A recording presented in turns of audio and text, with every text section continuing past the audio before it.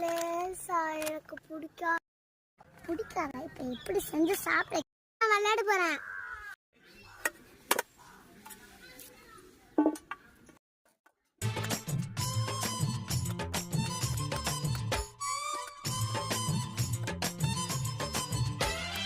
சலக்கு சலக்கு சரிக சேல சலக்கு சலக்கு பெலக்கு பெலக்கு பெக்கம் வந்தா பெலக்கு பெலக்கு உனக்கு குளிர்னா என்ன எடுத்து போத்திக்கோ மாமன் தோளுல மச்சம் போல ஒட்டிக்கோ அடட அல்வா துண்டு இடுப்பு உன் இடுப்பு பத்தி கிச்சி